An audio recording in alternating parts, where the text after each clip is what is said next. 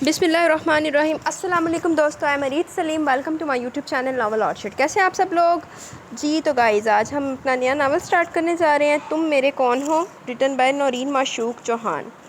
ये नावल मैं पढ़ रही हूँ आयता पी की फरमाइश पे। उन्होंने इसकी बहुत ज़्यादा तारीफ़ें की और वो कह रही है कि इसको पढ़ो, तो फिर मैंने कहा चलो पढ़ लेते हैं। मैंने ये नावल पहले नहीं पढ़ा हुआ, तो आइए आज हम मिल के पढ़ते हैं। तो इसकी जो थीम है ना, ये हमारा नावल जो है ये आर्मी बेस्ड है, उसके बाद फ्यूडल बेस्ड यानी कि वडेरा बेस्ड भी है, और गैंगस्टर बेस्ड भी है, और फोर्स मैरिज बेस्ड भी है।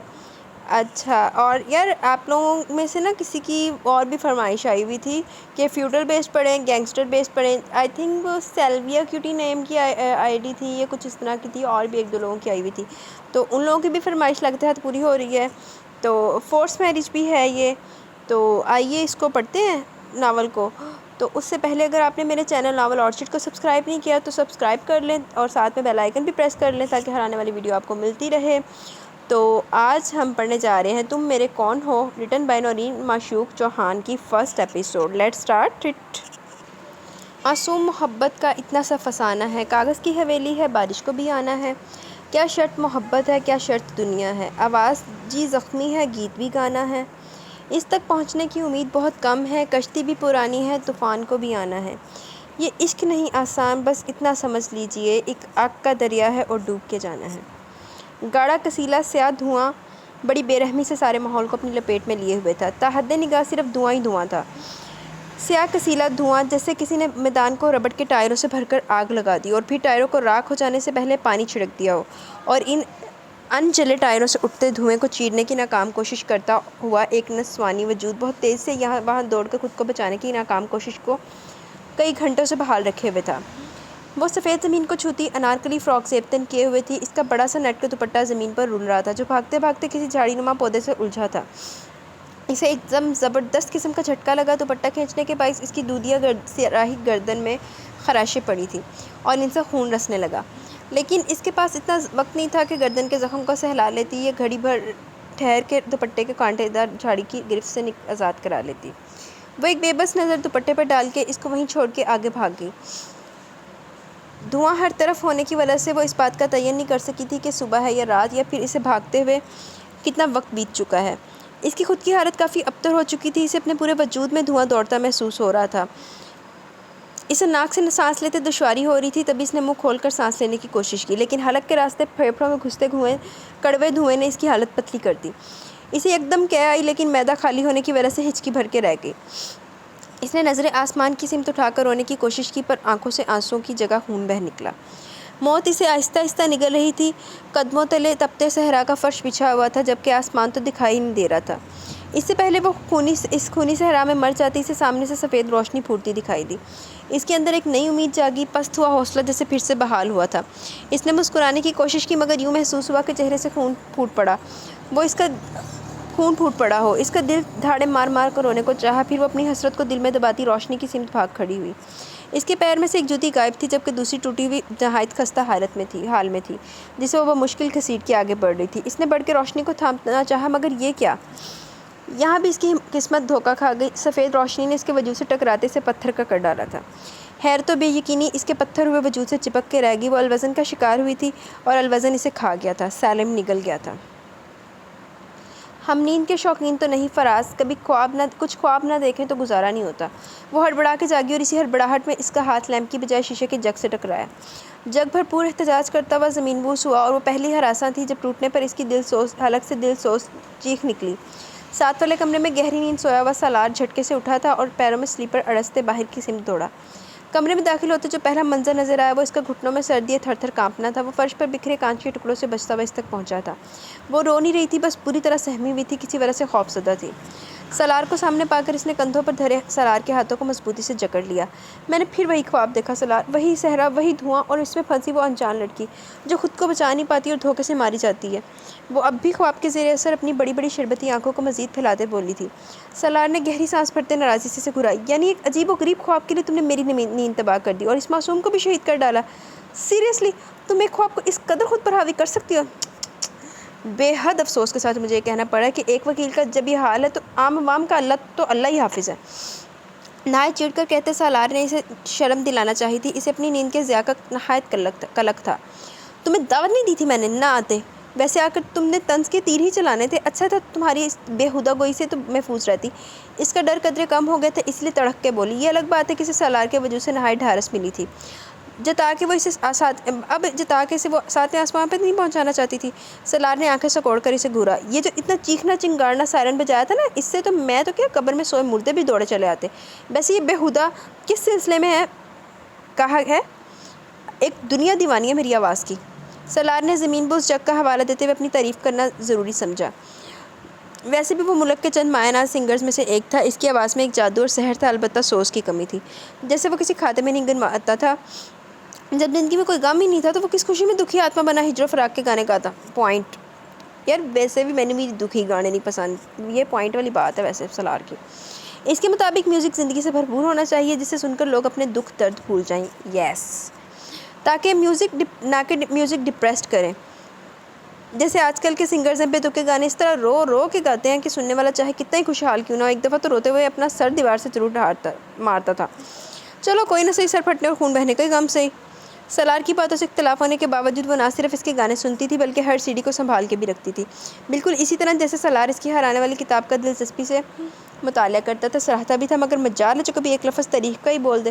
سالار کے مطابق اس کی کہانیوں کے ہیرو کو اتنا بورنگ نہیں ہونا چاہیے، کھڑوس ٹائپ جو بولے تو یوں لگے پتھر کھینچ کے مارا ہو، اور ہیروئن اتنی بزدل اور ڈرپوک سالار کے مطابق، ورنہ اس کی نظر میں وہ معصوم اور نرم دل ہوتی تھی کہ ہیرو کے قدموں کی دھمک سے سہم کر سانس تک روک لیں، بلکہ ہیرو لونگ انڈرسٹینڈنگ ہونا چاہیے اور ہیروئن کانفیڈنٹ اور بہادر ہونی چاہیے۔ خیر، یہ ایک لمبی بحث ہے جس پر وہ دونوں گھنٹوں بول سکتے تھے۔ سالار کی باتوں پہ اسے تب تو بہت چڑھی پر وہ برداشت کر گئی۔ اچھا یہ سب چھوڑو اور بتاؤ، تم نے اپنی پیکنگ کر لی؟ ہاں ہو جائے گی۔ صاحب ظاہر تھا سالار اسے ٹال رہا تھا۔ صبح ناشتے کے بعد ہم نکلیں گے، اگر تب بھی تم ہوں یا ہاں سے کام لوگے تو میں تنہا ہی چلی جاؤں گی۔ وہ ایڈوانس دھمکی دیتی مزے سے اٹھی اور گلاس کی جگ کی باقیات صاف کرنے لگی۔ سالار بغور اسے دیکھ رہا تھا، جانتا تھا وہ اگر ٹھان چکی ہے تو کر کے ہی دکھائے گی۔ وہ دل میں ارادہ کرتا اٹھ کھڑا ہوا، اسے کمرے میں جا کر اپنی پیکنگ کرنا تھی۔ اسی کھنڈر میں کہیں کچھ دیے ہیں ٹوٹے ہوئے، انہی سے کام چلاؤ، بڑے اداس ہے رات۔ سیاہ رات ہر سو اپنے پھن پھیلائے ہوئے تھی، چاند بادلوں کی اوٹ میں کہیں چھپا بیٹھا تھا۔ سفید بادلوں نے آسمانوں کو کئی ٹکڑوں میں تقسیم کر رکھا تھا، کہیں نیلاہٹ تھی تو کہیں سفیدی۔ بادلوں کی اوٹ سے اوائل دنوں کا چاند ذرا سا باہر جھانکتا تو ہر طرف پھیلی ریت ہی ریت سونے کی طرح چمک اٹھتی۔ آسمان کے ٹاٹ پر لٹکے چاند کو زمین دور سے کوئی سنہری جادوئی جزیرہ دکھائی دیتی تھی، اور یہ اسی کی کشش تھی کہ چاند بادلوں سے لڑتا جھگڑتا کچھ پل کے لیے خود کو اس حسین دنیا کے دیدار سے سیراب کر لیتا تھا۔ رات کی تاریکی میں سنہری دنیا میں سکون بھری خاموشی پھیلی ہوئی تھی، مان کچھ جیپوں کی آواز ایک ساتھ ہر طرف پھیل گئی۔ سنہری دنیا کے سکون میں خلل پڑا اور چاند نے سہم کر بادلوں میں پناہ لی۔ جیپوں کے انجنوں کی آواز پر اسرار اور بھید بھری تھی، ایک جیپ رکی اور پھر اس کے پیچھے سبھی کے انجن بند ہو گئے۔ ایک دفعہ پھر سے ہر طرف خاموشی چھا گئی۔ انجنوں کو بند ہوئے 5 منٹ گزر چکے تھے، مگر ان میں سے کوئی بھی سوار باہر نہیں نکلا۔ اچانک زمین سے ریت ذرا سرکی اور زمین میں سرنگ سی بن گئی، اور اس سرنگ سے 3 نقاب پوش باہر نکلے، جن میں سے 2 کے ہاتھ میں رائفل جبکہ ایک خالی ہاتھ تھا۔ وہ تینوں محتاط قدم اٹھائے پہلی جیپ کی طرف بڑھ رہے تھے۔ کچھ فاصلے پر رائفل تھامے دونوں آدمی رک گئے، جبکہ تیسرا آدمی جیپ کے دروازے پر جھکا، کچھ دیر بولتا رہا، پھر مؤدب سا ذرا فاصلے پر جا کھڑا ہوا۔ جیپ کا دروازہ کھلا اور سیاہ پشاوری چپل میں قید سرخ و سفید پیر مضبوطی سے ریتلی زمین پر آ ٹکا، اور پھر مضبوط کاٹھی اور بلند قامت والا مرد جیپ سے نیچے اترا۔ وہ سفید شلوار سوٹ پر اجرک کی گردن کے گرد لپیٹے ہوئے تھا، اس کا چہرہ البتہ سیاہ نقاب میں چھپا تھا۔ وہ جیپ کا دروازہ ٹھا کی زوردار آواز کے ساتھ بند کرتا مضبوط اور متوازن چال چلتا آگے بڑھا تھا۔ اس کے پیچھے ان 3 مردوں کے علاوہ 2 اس کے اپنے باڈی گارڈ تھے۔ سب سے پہلے وہ سرنگ سے نیچے گیا اور پھر وہ پانچوں باہر کھڑے 2 گارڈز نے سرنگ کو بند کر کے ریت کو واپس اس کی جگہ پر درست کر دیا تھا۔ اب دیکھنے پر کوئی نہیں کہہ سکتا تھا کہ کچھ دیر پہلے یہاں کوئی سرنگ موجود تھی۔ انڈر گراؤنڈ سرنگ میں ایک دنیا آباد تھی، گناہوں کی دنیا، غداروں اور ظالموں کی دنیا، جو پیسے کے لالچ میں اپنے جسم کے حصے کو بھی بیچنے سے دریغ نہ کرے۔ وہ جس پل نیچے اترا تھا، اس کے استقبال کے لیے ایک نہایت لمبی مونچھوں والا کرخت انسان موجود تھا، جس کے چہرے پر کھلتی مسکراہٹ اسے ظالم اور سفاک ثابت کرتی تھی۔ ویلکم ویلکم میر چوہان سائیں، بڑا انتظار کروایا، خیر کوئی بات نہیں، آپ پر یہ تاخیر جچتی ہے۔ وہ اپنے دانتوں کی نمائش کرتا چاپلوسانہ لہجے میں بولا۔ میر چوہان سفید سوٹ والے کا نام تھا۔ وہ اس کی چاپلوسی کے جواب میں محض ہنکارا بھر کے سائڈ پر سامان میں سے ایک لوڈڈ پسٹل اٹھا چکا تھا۔ اس نے اپنی نہایت چمکتی آنکھیں مونچھوں والے شخص پر گاڑتے نشانہ لیا، جس پر اس شخص نے مسکراتے ہوئے شراب کی بوتل اٹھائی۔ یار اذان ہو رہی ہے، 1 منٹ پڑھتے ہیں اذان کے بعد۔ اس نے اپنی نہایت چمکتی آنکھیں مونچھوں والے شخص پر گاڑتے نشانہ لیا، جس پر اس شخص نے مسکراتے ہوئے شراب کی بوتل اٹھائی اور 3-4 گز کے فاصلے پر جا کھڑا ہوا۔ البتہ اس کے چہرے سے مسکراہٹ غائب ہو چکی تھی۔ میر چوہان نے ٹریگر دبایا۔ ٹھا کی آواز کے ساتھ بوتل چکنا چور ہو گئی۔ نشانہ اچھا ہے۔ میر چوہان نے ستائش سے ہاتھ میں پکڑی پسٹل کو دیکھا اور پھر پلٹا۔ ملنگ سائیں، ڈر گئے تھے کیا؟ اس کی شکل سے صاف ظاہر تھا وہ ملنگ کا گھبرانا محسوس کر چکا تھا۔ ڈر؟ اور وہ بھی سائیں آپ کے ہوتے ہوئے؟ نہ سائیں نہ۔ ملنگ نے کانوں کو ہاتھ لگاتے پھر سے دانتوں کی نمائش کی۔ مال آج ہی روانہ ہو جانا چاہیے، اور ہاں، اگلی ملاقات کہاں ہوگی یہ میں طے کروں گا۔ وہ تحکم سے بولتا واپسی کے لیے مڑا، تبھی ملنگ بول پڑا، انہیں مزید لڑکے چاہیے سائیں؟ مل جائیں گے۔ وہ بغیر پلٹے بولا اور چلا گیا۔ ملنگ نے کچھ سوچتے ہوئے اپنی گھنی مونچھوں کو تاؤ دیا۔ چہرے پر خوشامدی مسکراہٹ غائب تھی۔ ایک ظالمانہ سختی نے چہرے کا گھراؤ کیا ہوا تھا، جو اس پیشے کے افراد کا خاصہ تھا جو انہیں وحشی درندے ثابت کرتی تھی۔ دل کو تیری چاہت پہ بھروسہ بھی بہت ہے اور تجھ سے بچھڑ جانے کا ڈر بھی نہیں جاتا۔ وہ کب سے بونٹ پر جھکا گاڑی کی خرابی دریافت کر رہا تھا، مگر خرابی اس کی سمجھ سے بالا تر تھی۔ شدید کوفت کا شکار ہوتے اس نے ایک لات گاڑی کو رسید کی اور نظریں گھما کے اس نے اس کی سمت دیکھا جو آگ برساتے سورج اور تپتی ریت کی پرواہ کیے بنا دور تک پھیلے سنہرے صحرا کو دیکھنے میں مگن تھی۔ ساری کوفت و جھنجھلاہٹ اس کے چہرے پر نظر پڑتے یکلخت ہی غائب ہو گئی۔ منرل واٹر کی بوتل ہاتھ میں پکڑی اور قدم اس کی سمت بڑھا دیے۔ مجھے نہیں لگتا اس عظیم الشان صحرا میں کوئی ہماری مدد کرنے آئے گا۔ بوتل اسے تھماتے وہ اس کے برابر ہی ریت کے ٹیلے پر براجمان ہو گیا تھا۔ اپنی سوچوں میں محو وہ اس قدر بولی، کیا ہوں؟ تمہاری وجہ سے آج میں یہاں ہوں، ورنہ شاید ہی کبھی اس مشکل میں دو چار ہونا پڑتا ہے۔ نوازش ہے آپ کی اس قدر مہربانی کے لیے، ورنہ بندی نہ چیز دل میں حسرت لیے ہی فوت ہو جاتی۔ ایک کٹیلی نظر سے اسے نوازتی وہ اٹھ کھڑی ہوئی۔ یار فوت تو میں ہو جاؤں گا جو مزید ایک پل بھی اس تپتے صحرا میں گزارا۔ وہ بھی ہاتھ جھاڑتے اس کے پیچھے لپکا۔ ویسے یار تمہاری کہانیوں میں تو ایسا نہیں ہوتا، مطلب جب بھی کوئی مصیبت آتی ہے کوئی نہ کوئی مدد کرنے پہنچ ہی جاتا ہے۔ اپنے الفاظ کی درستگی کر لو، جب بھی ہیروئن کسی مصیبت میں پھنستی ہے تو ہمیشہ ہیرو ہی اس کی مدد کو پہنچتا ہے۔ اگر تم چاہتے ہو کہ کوئی ہیرو میری مدد کرنے آئے تو میں کیا کہہ سکتی ہوں؟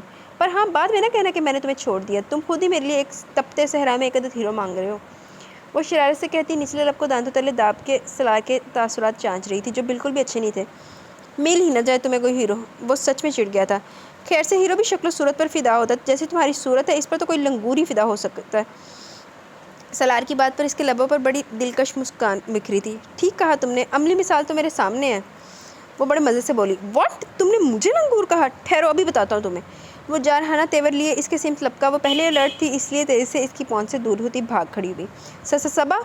وہ چلاتا ہوا آگے بڑھا اور صورت سے اسے اپنی طرف کھینچا۔ سلار تم! اپنے ہاتھ کو سہلاتے اس نے غصے سے اسے گھورا، تبھی قریب تھی جیپ کے ٹائر چرچرائے اور دھول اڑنے لگی۔ آ گیا جو ہیرو سبا تھا۔ وہ سبا کو وہیں چھوڑ کر جیپ کی سمت لپکا۔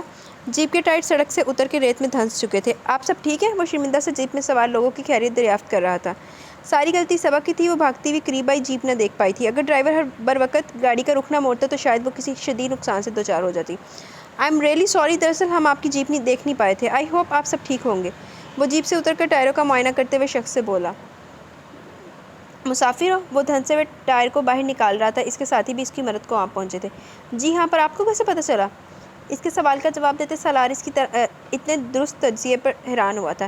یہ میرا علاقہ، یہاں چلتی ہوا یہاں کی ہے یا باہر سے آئی ہے، اس تک کی مجھے خبر ہو جاتی ہے۔ خیر کس سلسلے میں آئے ہو؟ وہ اس کی سمت پشت کے ٹائر کی سمت متوجہ تھا۔ اس کی آواز اور الفاظ میں ایسا کچھ تھا کہ سالار بے ساختہ چونک گیا تھا۔ وہ اپنے لباس اور شان و شوکت سے وڈیرا معلوم ہوتا تھا۔ سالار کے دل میں اسے دیکھنے کی خواہش جاگی۔ دراصل میری کزن ایک رائٹر ہے، اسے سندھی کلچر سے متعلق کچھ مواد چاہیے تھا، اسی سلسلے میں یہاں آئے ہیں۔ وہ اس کی پشت پر نظریں ٹکائے ہوئے تھا۔ ریت سے ٹائر نکلتے ہی وہ کھڑا ہوا اور رخ سالار کی طرف موڑا۔ اب وہ اس کے سامنے تھا، دلوں کو تسخیر کرتا اپنی مقناطیسی باروب شخصیت سمیت۔ اس شخص میں کچھ ایسا تھا کہ سالار اس سے نظریں ہٹا نہیں پا رہا تھا۔ اس کے باروب و مغرور چہرے پر سنجیدگی طاری تھی، آنکھوں میں کچھ ایسا تھا کہ سالار کو وہ اپنے اندر تک اترتی محسوس ہوئی۔ اس شخص نے خود پر گڑی سالار کی نظروں کو مکمل نظر انداز کیا اور اس کی پشت کے پیچھے جھانکا، جہاں ہزاروں میل تک سنہری ریت پھیلی ہوئی تھی، لیکن اس کی نظریں ریت پر نہیں بلکہ سیاہ پینٹ پر سفید لانگ کرتا پہنے لڑکی پر تھی، جو اس کی سمت پشت کیے جھک کر زمین سے پانی کی بوتل اٹھا رہی تھی۔ بوتل اٹھا کے جیسے وہ پلٹی وہ اپنی جگہ ساکھ رہ گیا۔ لڑکی کے بال کیچر میں جکڑے ہونے کے باوجود بھی کئی شرارتی آوارہ لٹیں اس کے گال اور گردن کو چوم رہی تھی۔ سسی! اس کے لبوں نے بے آواز جنبش کی تھی اور اپنی زندگی میں آئے طوفان سے بے خبر سالار اسے اپنی گاڑی خراب ہونے کے بارے میں بتا رہا تھا۔ آلو جی ہو گئی، وہ کہتے ہیں نا کسی بھی بات کی نا کسی ٹائم نا منہ کی بات سچ ہو جاتی ہے۔ سسی کہہ رہی ہوں سبا کے نا ہیرو کی انٹری ہو گئی ہے، ہونا پتہ نہیں کیڑی سسی ہے۔ چلیں آگے پڑھتے پتہ لگ جائے گا۔ نہیں پسند محبت میں ملاوٹ مجھ کو، اگر وہ میرا ہے تو خواب بھی میرے دیکھے۔ آپ کو ہم سے کوئی بھی سوال پوچھنے سے پہلے ان دستخطوں کو پہچان لینا چاہیے، شاید یہ وہی دستخط ہیں جو آپ کے نکاح نامے پر موجود ہیں۔ سامنے بیٹھے شخص نے ایک فائل اس کی طرف بڑھائی۔ اسے بھی پڑھ لیں، آپ اچھے سے اپنے شوہر کے کارناموں سے واقف ہو جائیں گی، جن کی فہرست بہت طویل سی ہے۔ سوٹی پوٹی شخص کے لہجے میں طنز کی کاٹ نمایاں تھی، مگر وہ یقین کرنے سے قاصر تھی۔ اس کا شوہر برا تھا، بے حد برا تھا، لیکن اتنا برا ہوگا کہ اپنے ملک سے ہی غداری کر بیٹھے گا۔ اس نے نفی میں سر ہلایا، آنسوؤں نے چہرے کو تر کر ڈالا تھا، ڈبڈبائی نظریں ان دستاویزات پر ڈالی جہاں اس کے شوہر کے کالے کارنامے اس کا منہ چڑھا رہے تھے۔ سامنے بیٹھے آفیسر کو اس چھوٹی سی لڑکی پر ترس آیا، پر وہ اپنی ڈیوٹی نبھانے پر کاربند تھا۔ شاید کوئی غلط فہمی، اس کی کوئی گنجائش ہی نہیں ہے، تمام ثبوت اصلی ہیں۔ آفیسر نے اسے ٹوکتے ہوئے اس کی مہم سی امید کا گلا گھونٹ دیا تھا۔ اس نے کرب سے اپنی آنکھیں بند کی، گزری زندگی ایک فلم کی طرح اس کے سامنے چلنے لگی۔ ہاں، جو کچھ وہ شخص میرے ساتھ کر چکا ہے، اس کے بعد اس سے کسی بھی چیز کی توقع کی جا سکتی ہے۔ کچھ دیر یوں ہی سر ہاتھوں میں گرائے بیٹھی رہی، جب اٹھایا تو وہ فیصلہ کر چکی تھی۔ مجھے کیا کرنا ہوگا؟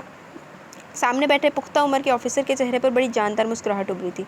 وہ کافی پرجوش تھا، اسے کچھ سمجھا رہا تھا۔ وہ لڑکی شکستہ چال چلتی ہوئی جا چکی تھی۔ کچھ دیر وہ آفیسر یوں ہی بیٹھا رہا، پھر اسی کمرے میں نصب شیشے کے خفیہ دروازے کو دھکیلتے ہوئے اندر داخل ہوا۔ سامنے کرسی پر اسی کی طرح کا ایک آفیسر بیٹھا تھا، جو شیشے کے پاس سب کچھ دیکھ اور سن رہا تھا۔ آدھا کام ہو گیا، پر وہ لڑکی کافی پریشان تھی، ایسا نہ ہو کہ اپنے شوہر کے سامنے جاتے ہی سب اگل دے۔ میرا خیال ہے ہمیں اس پر نظر رکھنی ہوگی، تم کیا کہتے ہو سکندر؟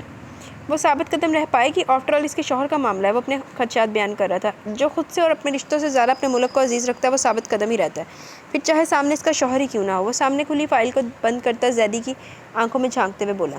زیدی نے ایک گہری نظر اس کے سرخ دہکتی آنکھوں پر ڈالی، پھر سمجھتے ہوئے اسپات میں سر ہلایا۔ ٹھیک کہا تم نے، عملی ثبوت میری آنکھوں کے سامنے، پر تمہیں کیا لگتا ہے اس طرح کرنے سے وہ اپنی بل سے باہر نکل آئے گا؟ جہاں تک ہم جانتے ہیں وہ کافی شاطر ثابت ہوا ہے۔ وہ لڑکی اس کی کمزوری ہے، جس سے وہ بے پناہ محبت کرتا ہے، اس لیے وہ ضرور ہمارے جال میں پھنسے گا، کیونکہ ایسے ہی کسی موقع کی طاق میں وہ کب سے ہے۔ یہ سب کہتے ہوئے اس کا لہجہ خونہ شام ہوا، جسے زیدی نے بھی محسوس کیا۔ وہ سکندر کے سبھی نقصانوں سے واقف تھا۔ گہرا سانس چھوڑتے ایک تسلی بھرا ہاتھ اس کے شانے پر دھرا اور کمرے سے باہر نکل گیا۔ پیچھے وہ اپنی سلگتی سوچوں سمیت تنہا رہ گئی۔ یار بڑا سسپینس ہے، اب پتہ نہیں یہ اس کی میر چوہان کی بات ہو رہی ہے یا وہ صبا کی بات ہو رہی ہے یا کوئی اور کپل ہے، سمجھ نہیں آ رہی، اور یہ سکندر صاحب کون ہے؟ آہستہ آہستہ لگ جائے گا پتہ۔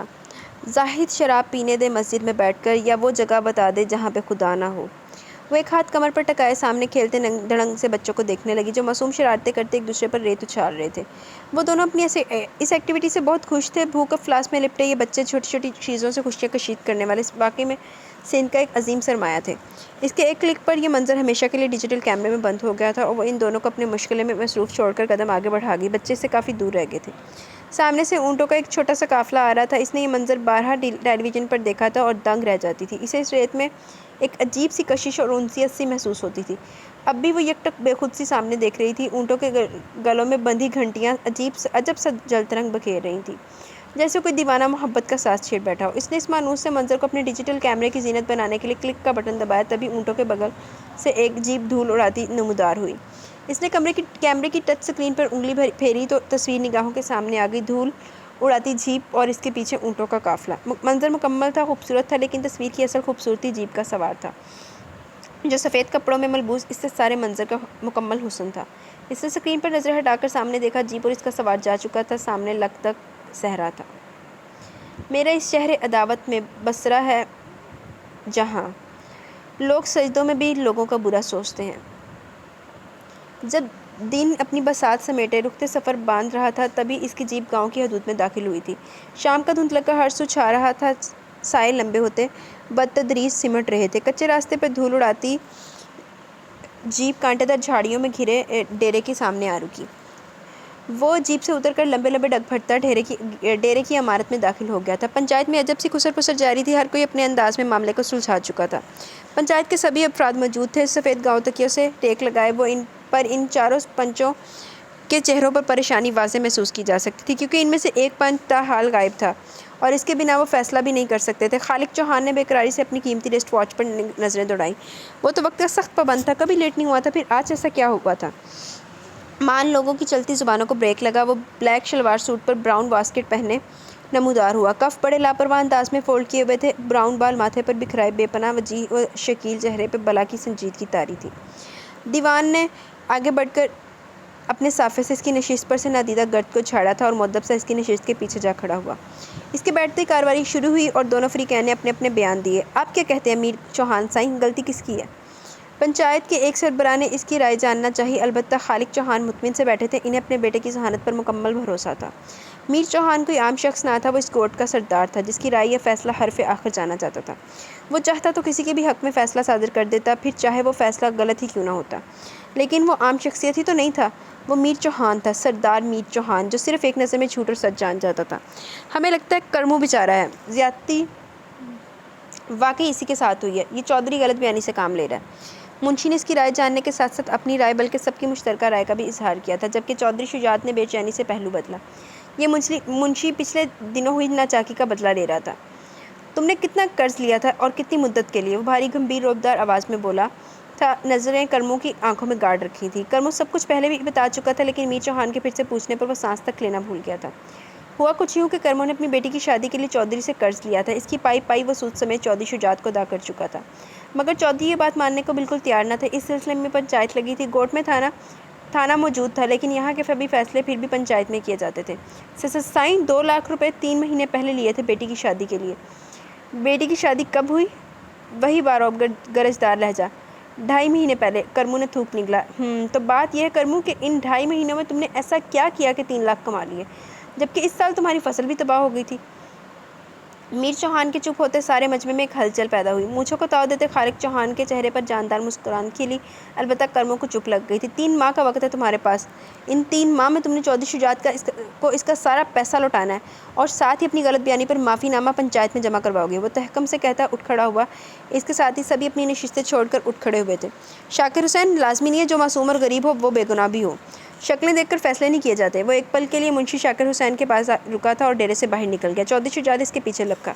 میں نے سنا تھا میر چوہان ایک فیصلہ ساز شخصیت ہے، وہ بغیر کسی مفاد یا دشمنی کے صرف انصاف کرتا ہے، آج دیکھ بھی لیا اور ایمان بھی لے آیا۔ چودھری شجاعت نے مسکراتے اسے دل سے سراہا، اور وہ تھا بھی سراہے جانے کے قابل۔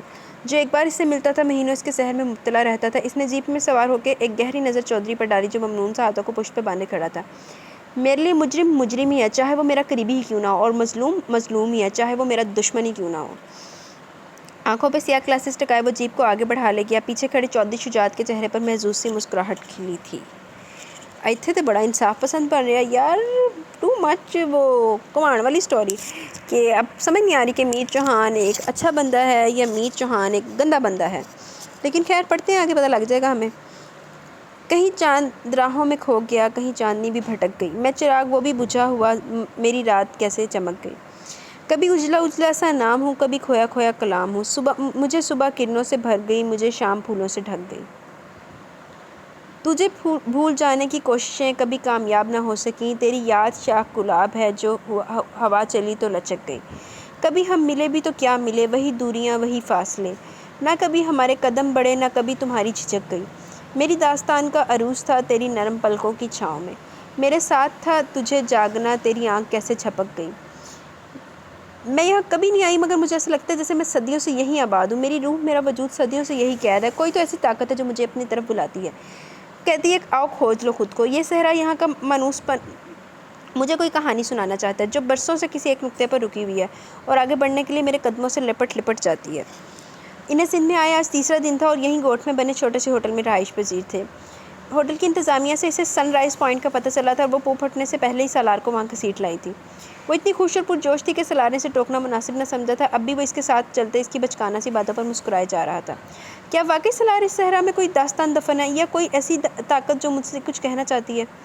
یہ بھی تو ہو سکتا ہے کہ یہ تمہارے دماغ کی کوئی تحریر ہو جو سوات پر بکھرنے کے لیے بے قرار ہو، مگر تم اسے نظر انداز کیے کچھ اور ہی کھوجنے میں مصروف ہو۔ سالار جواباً بولا، شاید، لیکن مجھے ایسی کہانی کی تلاش ہے جو امر ہو، جو ادھوری رہ کر بھی مکمل ہو، جیسے سسی اور پنو کی کہانی تھی۔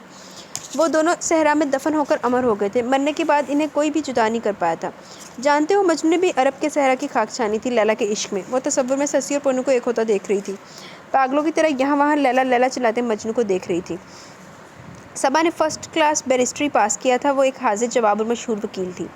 اس نے بہت سے کیس لڑے تھے اور 90% کامیابی اس کا مقدر ٹھہری تھی، لیکن اسے لکھنے کا جنون کی حد تک شوق تھا۔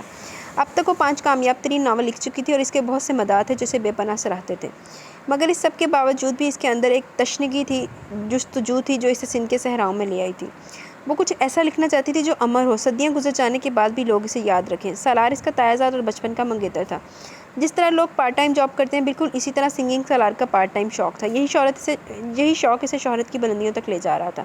مگر سالار کو شہرت نہیں بلکہ صبا کا جنون تھا۔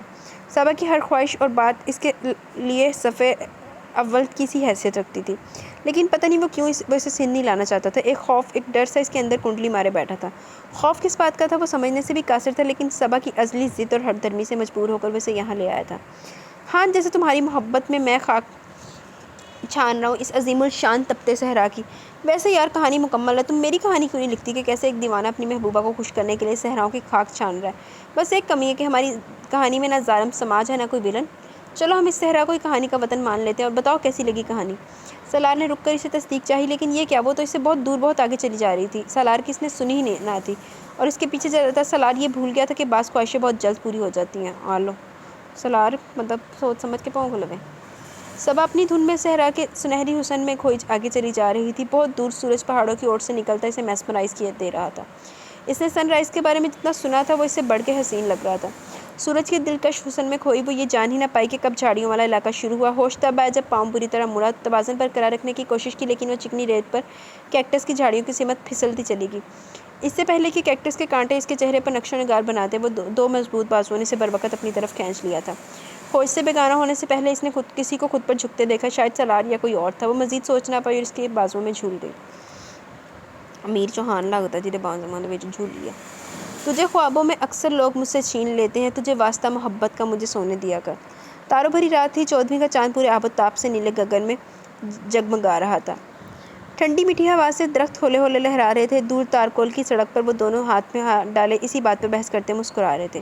پرسکون سیدھی سڑک پر یکایک ایک قافلہ آتا ہوا دکھائی دیا۔ ان سب کے ہاتھوں میں کچھ تھا، لیکن فاصلہ زیادہ ہونے کی وجہ سے دکھائی نہیں دے رہا تھا۔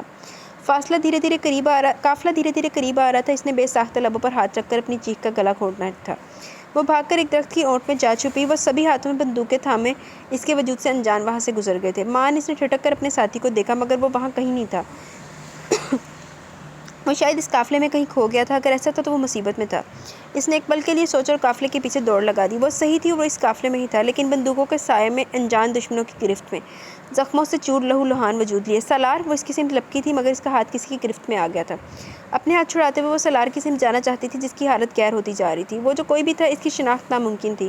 وہ اس کی کمر پر گرفت کیے اسے اپنے ساتھ لے جا رہا تھا۔ وہ اس اجنبی کے بے انتہا قریب تھی، اور بے بسی کا عالم تھا کہ وہ اس کی صورت دیکھ ہی نہیں پا رہی تھی۔ پیچھے پڑا سالار سسک رہا تھا، تڑپ رہا تھا، اور وہ کچھ بھی کرنے سے قاصر تھی۔ یہ تو مر گیا! کسی نے صدا بلند کی تھی اور اس کے حلق سے دل خراش چیخ نکلی، سالار! سالار! وہ ہیجان زدہ سے پکارے جا رہی تھی۔ صبا، ہوش میں آؤ، میں یہی ہوں تمہارے پاس، پلیز یار آنکھیں کھولو۔ اس کے چلانے پر سالار نے پاس آ کر اس کے وجود کو باہوں میں بھر لیا، لیکن وہ پھر بھی تڑپتے ہوئے اسے پکارے جا رہی تھی۔ سالار کی یہ سچویشن کافی تکلیف دہ تھی۔ وہ اس کے بازوؤں میں تھی اور تڑپ رہی تھی۔ صبا میری جان! سالار اس کے بالوں کو سہلا کر اسے بڑے پیار سے پکار رہا تھا۔ سالار! اس کی آواز میں بے یقینی تھی۔ سالار کے لبوں پر دھیمی سی مسکان کھلی۔ ہاں میری جان، میں ہی ہوں، تمہارے پاس، تمہارے ساتھ۔ سالار کے کہنے پر اس نے دھیرے سے آنکھیں کھولی۔ پہلی نظر سالار کی شرٹ کے بٹنوں پہ پڑی اور دوسری نظر بے ساختہ نظر اٹھا کر اس کے چہرے کو دیکھا۔ وہ مسکراتے ہوئے اس کے بے یقین نظروں میں جھانک رہا تھا۔ سالار کے چہرے پر کوئی زخم، حتیٰ کہ کسی خروش تک کا نشان نہ تھا۔ تو وہ خواب تھا؟ اگر خواب تھا تو بڑا ہی بھیانک تھا۔ اس نے آنکھیں موند کر اللہ سے کبھی بھی اس خواب کو حقیقت نہ ہونے کی دعا مانگی، لیکن آمین کہنا بھول گئی تھی۔ اس کی دوبارہ آنکھ کھلی تو وہ میر چوہان کی حویلی میں تھی۔ اسے کانٹے دار جھاڑیوں سے بچانے والا سردار میر چوہان ہی تھا۔ میں کی کیا سی! وہ سالار کے ساتھ صبا کو اپنی حویلی ہی لایا تھا اور بصد اصرار سالار کو حویلی میں رہنے کے لیے راضی کر لیا تھا۔ صبا کا میر چوہان سے غائبانہ تعارف ہوا تھا۔ اسے حویلی آیا آج تیسرا دن تھا، اور مہمانوں کو یہاں لانے والا میزبان میر چوہان تاحال غائب تھا۔ اب ہمیں خوف نہیں جینے کا، نہ مٹنے کا۔ تیری چوکھٹ سے جو آئے ہیں تو مر آئے ہیں۔ صبا کو سالار سے ایک ضروری کام تھا، اس لیے فون کر کے وہ اسے اپنے کمرے میں بلایا۔ وہ گرے پینٹ پر بلو ہائی نیک پر گرے لیدر جیکٹ پہنے ہینڈسم لگ رہا تھا۔ بالوں کو جیل سے سیٹ کیے سیڑھی پر شوخ دھن گنگناتے اس نے جو ہی دستک کے لیے ہاتھ بڑھایا، دروازہ کھول کر کوئی تیزی سے اس کے سینے سے ٹکرایا تھا۔ مقابل کی چیخ بڑی بے ساختہ تھی۔ اس سے پہلے کہ وہ چکرا کر گرتی، سالار نے شانوں پر ہاتھ رکھ کر اسے سنبھالا تھا۔ چیخ سن کر صبا تیزی سے دروازے تک آئی۔ سونی! اس نے آگے بڑھ کر سر تھامے کھڑی سونی کو سہارا دیا۔ سونی کی چوڑیاں زمین پر ٹوٹی پڑی تھیں۔ تم ٹھیک ہو؟ کیا ہوا اسے؟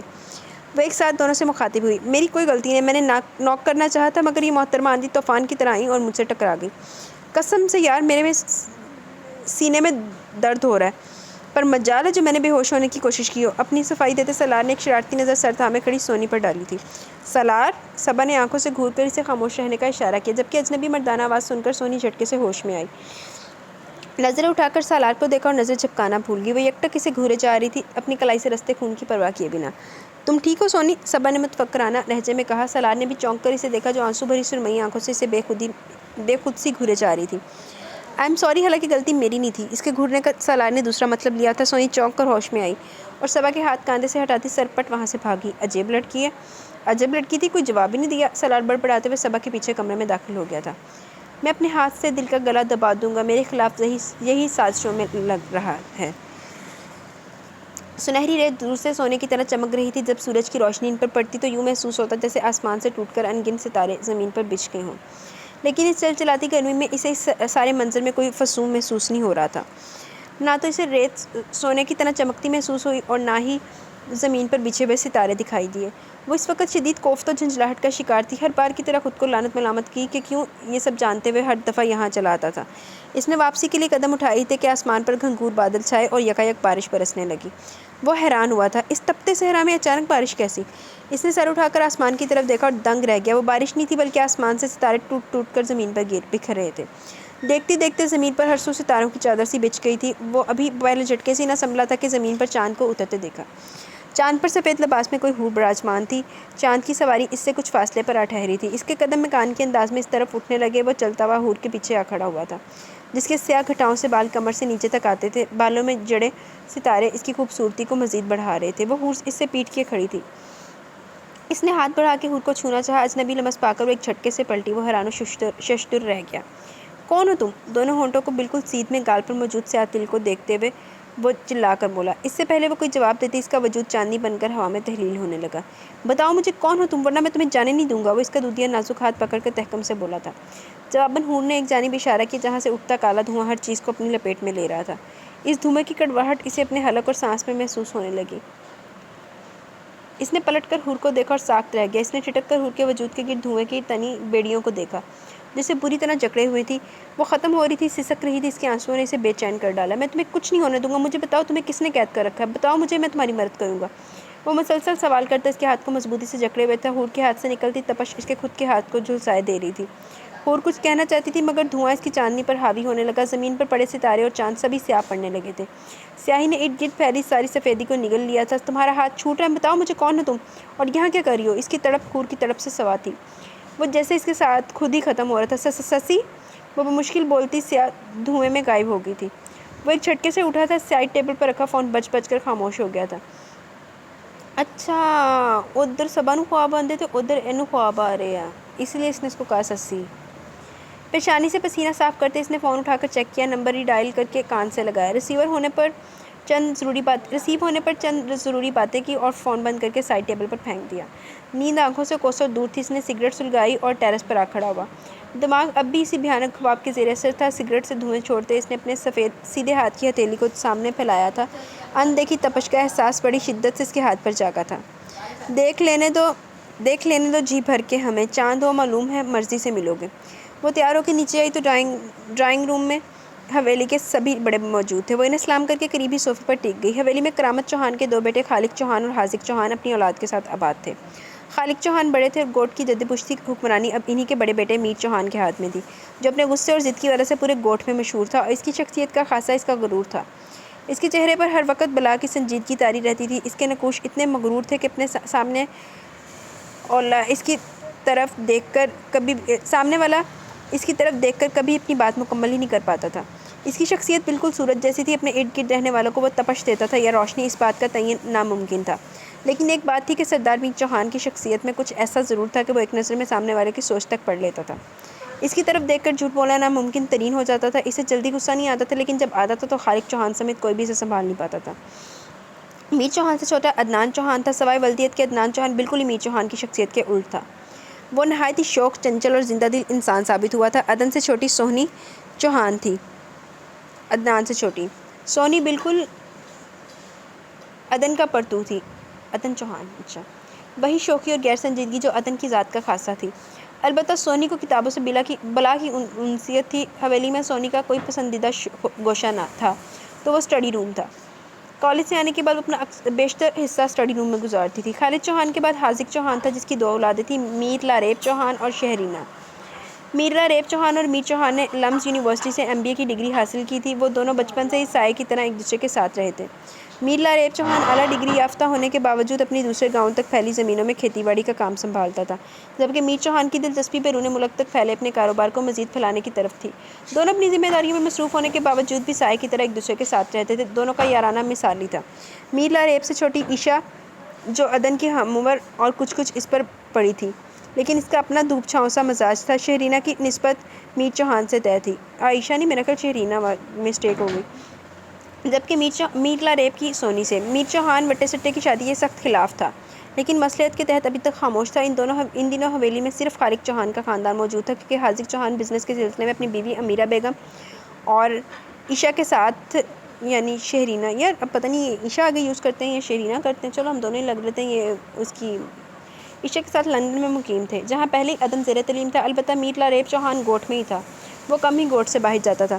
آپ کی طبیعت کیسی ہے بیٹا؟ اور کلائی میں ذرا درد تو نہیں ہوتا؟ گرنے کے باعث اس کا ہاتھ جھاڑیوں میں الجھ کر شدید زخمی ہوا تھا۔ ختیجہ چوہان، خالد چوہان کی بیوی، نے اس کے سلام کا جواب دیتے محبت سے استفسار کیا۔ جی پہلے سے بہتر ہے، صبا نے خالد چوہان اور میر لاریب کو ایک نظر دیکھتے دھیرے سے جواب دیا۔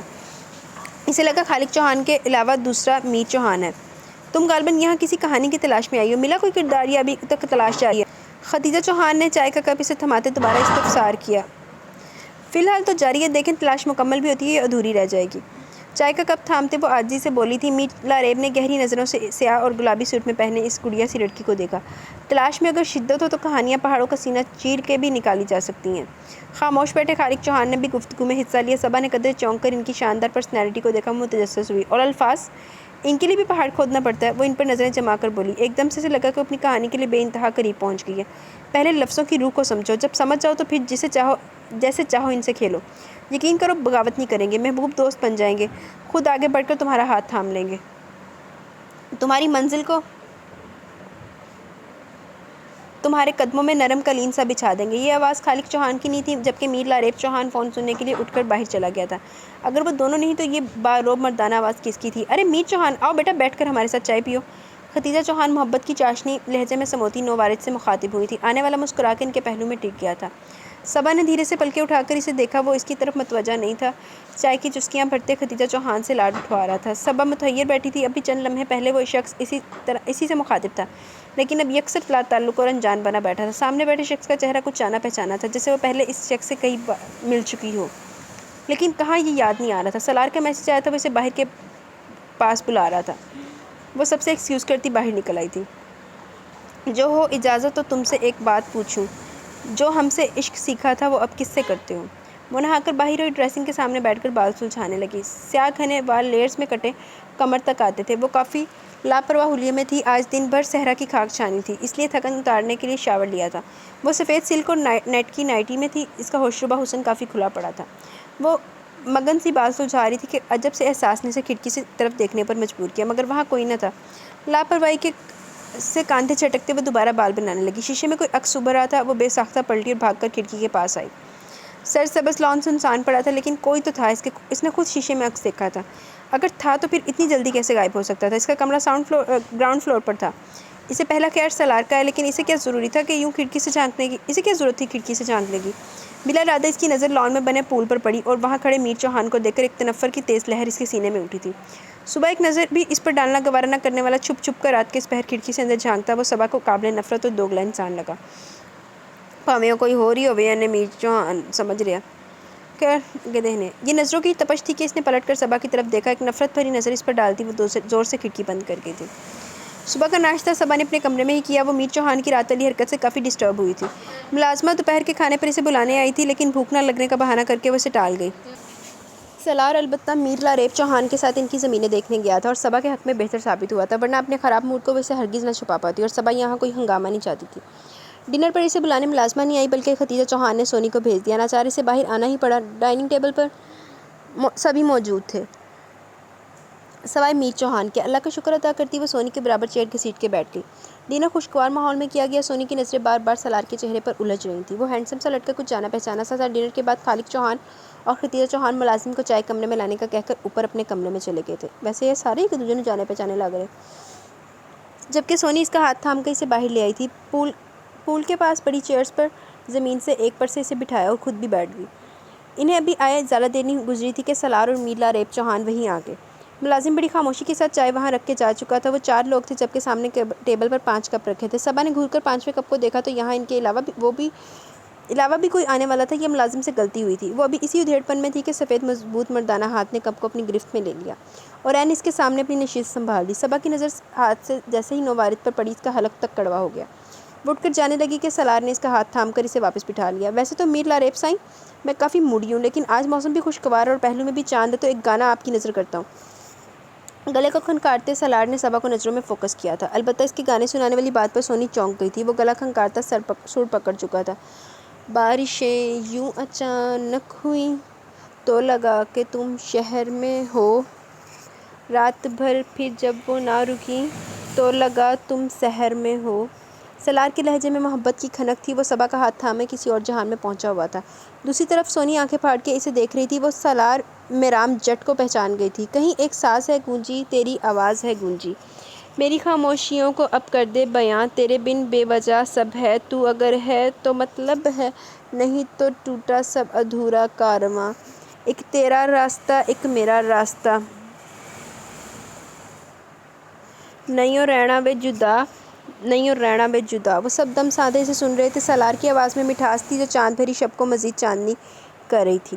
صبا نے اس کے دوسرے ہاتھ پر اپنا ہاتھ رکھ کر اسے ہمیشہ اپنے ساتھ رہنے کا یقین دلایا، مگر وہ چپتی ہوئی نظریں اس پر منظر پر تھیں۔ شام پھر خوبصورت ہوئی تو لگا تم شہر میں ہو، دور ہو کے بھی نظروں سے تم ہر لمحہ ہر پہر میں ہو، صرف تیری یاد ساتھی ہے، میری فریاد باقی ہے، جسم اور جان کا مٹا دے فاصلہ، میرے خوابوں میں جو رنگ ہیں وہ کھلتے تیرے سنگ ہیں، جڑ کے تم سے مکمل ہو گئی داستان، ایک تیرا راستہ ایک میرا راستہ، نئیوں رہنا وے جدا، نئیوں رہنا وے جدا۔ شاندار! محبت کو اس سے بڑھ کر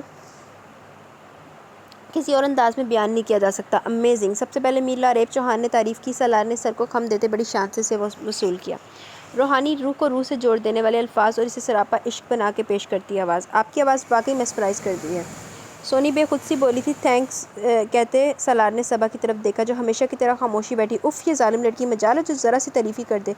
ویسے لوگ کہتے ہیں کہ میری آواز میں سوز کی کمی ہے، لگتا ہے ان کے منہ سے تعریف سننے کے لیے ہمیں دل پر چوٹ کھانی پڑے گی۔ سالار نے صبا کو چھیڑتے ہوئے آنکھ دبائی تھی، لیکن اس پر اثر ہوتا سالار کو دکھائی نہیں دے رہا تھا۔ اے سالار نا جڑیاں پٹھیاں پٹھیاں گلاں کردا نا، اپنیاں گلاں جی پھسے گا۔ دل پر چوٹ کھانے سے آواز میں سوز آ جائے گا تو ہر عاشق گلی گلی اپنی دکان چمکائے کھڑا ہو۔ میر چوہان نے سگریٹ کو شعلہ دکھاتے ہوئے کہا۔ ایک طویل کش لے کر وہ اٹھ کھڑا ہوا تھا جبکہ صبا نے ناگواری سے اس کی اس حرکت کو دیکھا۔ کوئی حل؟ سالار نے پیچھے سے ہانک لگائی تھی۔ فضا میں دھواں چھوڑتے میر چوہان ذرا دیر کو رکا۔ میں حل نہیں، عملی مظاہرہ تمہیں دکھاؤں گا، so just wait and watch, کیونکہ بہت جلد تمہیں سروں کا خزانہ ملنے والا ہے۔ آہو تو انہوں دیکھو دیں گا تے انہوں خزانہ ہی ملنا، انہوں سوز اپنے آپ آ جائے گا دی آواز۔ وہ عجیب مبہم سی بات کہہ کر چلا گیا۔ پیچھے سبھی نے ایک دوسرے کو الجھ کر دیکھا سوائے صبا کے، کیونکہ اس کی نظر میں میر چوہان کی بات کی کوئی اہمیت نہیں رکھتی تھی۔ کچھ اس طرح سے آج میرے بازوؤں میں آ، میرے عطب کو تیری حیا کو خبر نہ ہو۔ وہ جب سے اس کا دیدار کر کے آیا تھا بن پیے ہی مدہوشی کا عالم تھا۔ اس نے حسین چہرے تو بہت دیکھے تھے مگر اس قدر مکمل حسن، وہ دیوانہ نہ ہوتا تو شاید مر جاتا۔ اس کی پہلی جھلک دیکھ کر وہ بے خود ہوا تھا۔ کسی بات پر ہنستے وہ بھاگ رہی تھی۔ اگر وہ بروقت جیپ کا رخ نہ موڑتا تو شاید وہ زندہ نہ بچتی۔ دوسری ملاقات تب ہوئی جب وہ پھسلتی ہوئی جھاڑیوں کی طرف بڑھ رہی تھی۔ وہ تو بچ گئی لیکن اس کا ہاتھ زخمی ہو گیا۔ وہ اس کے ہاتھ سے نکلتے خون کو دیکھ کر دیوانہ ہو گیا تھا۔ اس رات جا کر اس نے تمام جھاڑیوں کو آگ لگا دی تھی۔ وہ اتنا ہی دیوانہ تھا صبا کے لیے، اور اس دیوانگی میں اضافہ تب ہوا جب اس کا بغیر دوپٹے کے بھیگا بدن دیکھا تھا۔ وہ چاہتا تو اسی وقت اسے اٹھا کر لے جاتا، لیکن وہ حویلی میں ٹھہری ہوئی تھی، حویلی کی مہمان تھی۔ ہاں، اگر حویلی سے باہر ہوتی تو کب کی اس کی پناہوں میں آ چکی ہوتی۔ وہ مہکتے پھول جیسی تھی، لیکن اس کے قریب سالار نامی کانٹا تھا۔ آج جس طرح سے وہ اس کا ہاتھ تھامے بیٹھا تھا اپنی شامت کو آواز دے چکا تھا۔ اب اسے مرنے سے کوئی نہیں بچا سکتا تھا۔ یہ ساری رات اس نے ایک عجب سی مدہوشی میں گزاری۔ چلو جی، سالار دے دشمن بھی آ گئے۔ سوا تیرے نظر بھر کے کس طرح دیکھے، نگاہ شوق سے سب چھین لی دلچسپیاں تو نے۔ سالار، یہ میر چوہان تمہیں کیسا لگتا ہے؟ سونی اور میر لاریب چوہان سونے جا چکے تھے۔ پول کے پاس وہ دونوں بیٹھے رہ گئے۔ آج اس کی آخری رات تھی چوہان حویلی میں۔ اف، ظالم لڑکی، دل پر پیر رکھ دیا تم نے۔ کاش میں بھی لڑکی ہوتا تو بتاتا تمہیں وہ مجھے کیسا لگتا ہے، پر ہائے حسرت۔ اس کے سوال پر سالار عجب بھونڈے پن سے دہائی دینے لگا، اور اس طرح کرتا وہ اسے زہر سے بھی برا لگا۔ تم سے کوئی بھی سوال کرنا سراسر بیوقوفی ہے۔ وہ اس پر 2 حرف بھیجتی اٹھ کھڑی ہوئی۔ اچھا یار سنو تو، اچھا پوچھو کیا پوچھنا چاہتی ہو؟ آئی سویئر اب کوئی بھی ایسا ویسا جواب نہیں دوں گا۔ سلار نے کان پکڑتے سے دوبارہ بٹھایا۔ سلار مجھے یہ میر چوہان بہت عجیب لگتا ہے۔ وہ ہوتے ہیں تو نا کچھ لوگ جو جیسے دکھتے ہیں ویسے نہیں ہوتے، نہیں مطلب جیسے وہ ہوتے ہیں ویسے ہرگز نہیں دکھتے۔ صبا کو سمجھ نہیں آ رہا تھا کہ وہ اسے کیسے بتائے، اپنی بات کیسے سمجھائے۔ تمہارا مطلب ہے دوگلا؟ حد کرتی ہو یار، یعنی تمہیں کوئی کہانی نہیں ملی تو تم میر چوہان کے پیچھے پڑ گئی؟ وہ کوئی عام شخصیت نہیں ہے، اس کوٹ کا سردار ہے۔ ہاں اس میں ایک عجب سی مقناطیسی کشش ہے، لیکن اس کا یہ ہرگز مطلب نہیں ہے کہ تم اسے دوگلے کا خطاب دے دو۔ صبا کا بات سن کر تو سلار باقاعدہ چڑ گیا تھا۔ میں تو ابھی تک اس الجھن میں گرفتار ہوں کہ کوئی مرد اتنا مکمل، اتنا شاندار بھی ہو سکتا ہے۔ کاش یار میں واقعی لڑکی ہوتا۔ سلار ایک بار پھر پٹری سے اتر گیا۔ وہ آنکھیں بند کیے تصور میں خود کو ایک لڑکی کے روپ میں میر چوہان کے ساتھ دیکھ رہا تھا۔ صبا نے ٹیبل پر دھرا پانی سے بھرا جگ اس کے سر پر انڈے لیا۔ میں سیریس ہوں سلار۔ جگ خالی جگ واپس رکھتے خونخوار نظروں سے گھورا تھا۔ عجب بے تکی اور واہیات سی خواہش تھی، لا حول ولا قوت۔ صبا نے جھرجھری لی۔ یار ہاں دکھ رہا ہے کتنا سیریس ہو۔ 1 گھنٹے لگا کر تیار ہوا تھا مگر تم نے میری ساری تیاری کا ستیہ ناش مار دیا۔ وہ کپڑوں بالوں سے پانی جھاڑتے ہوئے بولا۔ تم؟ صبا نے کچھ دیر سوچا۔ تم واقعی الو کی دم ہو۔ ہاں ہاں ہاں محترمہ، الو کی تو دم ہی نہیں ہوتی۔ سلار نے مزید اسے چڑھایا۔ ہاں مگر جب الو تم جیسے ہو تو دم ضرور ہوتی ہے۔ یہ زیادتی ہے یار، تم پچھلے آدھے گھنٹے سے مسلسل میر چوہان کی کردار کیے جا رہی ہے اور میں تمہارا منگیتر ہوں، تمہاری تھوڑی سی توجہ پانے کے لیے اٹھ پٹانگ حرکتیں کر رہا ہوں۔ تمہیں اس کے بارے میں جاننے کی بالکل فکر نہیں ہے۔ نہایت دل گرفتگی سے کہتا صبا کو وہ نان سیریس ہی لگا۔ ایک بات کہوں سلار؟ صبا کے کہنے پر وہ دل و جان سے متوجہ ہوا۔ مرو تم یہیں۔ وہ اس کی شوخی و شرارت کا غبارہ پھس کرتی واک آؤٹ کر گئی تھی۔ پیچھے وہ سر پر ہاتھ پھیر کے رہ گیا۔ کمرے میں آ کر صبا نے اپنی ادھوری پیکنگ مکمل کی۔ خدیجہ چوہان نے اسے سیاہ شال گفٹ تحفے میں دی تھی، جس کے پلوؤں پر سندھی کڑھائی کے ساتھ بڑی خوبصورتی سے شیشے جڑے تھے۔ صبا نے بڑی احتیاط کے ساتھ اسے اپنے سامان میں رکھا اور وہ سونے کے لیے بستر پر لیٹی تھی، پر کافی کروٹیں بدلنے کے بعد بھی نیند آنکھوں سے کوسوں دور تھی۔ جو ہی گھڑی نے 1 بجایا وہ بستر سے اٹھ کھڑی ہوئی۔ نائٹ سوٹ پر ہی دوپٹہ لے کر وہ کمرے سے باہر آ گئی۔ اس کا رخ کچن کی طرف تھا۔ برنر کو آن کر کے اس نے ساس پین میں چائے کے لیے پانی چڑھا دیا۔ اسے پتی نہیں مل رہی تھی تبھی کوئی اس کے پیچھے آ کھڑا ہوا۔ کچھ چاہیے میں مدد کر دوں؟ وائٹ ٹراؤزر پر بلیک سلیو لیس شرٹ پہنے میر چوہان اسی سے مخاطب تھا۔ بہت شکریہ، مجھے کچھ نہیں چاہیے۔ چائے کا ارادہ ملتوی کر کے وہ برنر بند کرتی کچن سے باہر نکل آئی۔ ساس پین میں کھولتے پانی کو دیکھ کر میر چوہان نے مسکرا دیا۔ ویل آپ کی سرچ کہاں تک پہنچی؟ ہاتھ اس سے گھنیرے بالوں کو سنوارتا وہ بھی اس کے پیچھے آیا۔ Almost complete. اس نے پلٹ کے میر کو دیکھا۔ گڈ، یعنی آپ کو آپ کا مطلوبہ کردار مل گیا۔ ہاں ڈبل شخصیت، لیکن بے حد بزدل انسان۔ وہ اسے دیکھتی نخوت سے بولی۔ میر چوہان بھویں اچکا کر نہایت دلکشی سے مسکرایا تھا۔ وہ واقعی کسی طلسماتی کہانی کا کردار تھا۔ اگر صبا کے سامنے اس کا امپریشن صحیح پڑا ہوا تو شاید وہ بھی اس کی خوبصورتی کے دل سے متعارف ہوتی۔ وہ تو آپ کے چہرے سے عیاں ہے کہ آپ کو کس قسم کا کردار ملا، لیکن اتنی بدگمانی ٹھیک نہیں ہوتی۔ بظاہر جیسا آپ کو دکھتا ہے شاید وہ ویسا نہ ہو۔ وہ اپنی گرے نہایت شفاف آنکھیں اسی پر جمائے ہوئے تھا۔ آپ تو پہنچی ہوئی چیز ہیں، چہرے سے دل کا حال جان لیتے ہیں۔ صبا نہایت تلخی سے گویا ہوئی۔ کچھ ایسا ہی سمجھ لیں۔ میر چوہان نے شانے اچکائے۔ وہ کوئی اور ہوں گے مسٹر، میرا چہرہ کھلی کتاب نہیں ہے، لیکن میں سرورق سے جان چاہتا ہوں کہ کتاب کے اندر کیا چھپا ہے۔ وہ بضد تھا۔ سردار تھا نا، ہارنا جانتا ہی نہ تھا۔ اگر ایسا ہے تو بتائیں آپ کو میرے چہرے پر کیا لکھا نظر آتا ہے؟ میر چوہان کو چیلنج کرتی وہ متنفر زدہ لہجے اور پیشانی پر انگن سلوٹیں سجائے بولی۔ بدگمانی کی دھول جو رشتوں اور تعلقات کو کسی دلدل کی طرح پل میں نگل لیتی ہے۔ ویسے ایک مشورہ ہے آپ کے لیے، لوگوں کو جج کرنا اچھی بات ہے، پر اس ججمنٹ پر کسی کے اچھے یا برے ہونے کا فیصلہ کرنا سراسر ناانصافی ہے۔ وہ ایک گہری اور محظوظ نظر اس کے بے یقین چہرے پر ڈالتا سیڑھیاں چڑھتا اپنے کمرے میں جا چکا تھا۔ صبا کو اس بار اس شخص سے بے حد خوف محسوس ہوا۔ کیسے وہ ایک پل میں اس کے چہرے سے اس دل کا حال جان گیا تھا۔ مجھ کو فرشتہ ہونے کا دعویٰ نہیں، مگر جتنا برا سمجھتے ہو اتنا نہیں ہوں میں۔ جس اپنائیت سے ان دونوں کا ویلکم کیا گیا تھا، اسی چاہت کے ساتھ دونوں کو رخصت کرنے کے لیے سبھی موجود تھے سوائے خالق چوہان کے، جو شہر میں موجود اپنے فلیٹ پر تھا۔ صبا خدیجہ چوہان اور سونی سے مل کر گاڑی میں آ بیٹھی۔ سلار کچھ دور کھڑا میر چوہان اور لاریب چوہان سے الوداعی کلمات کہہ رہا تھا۔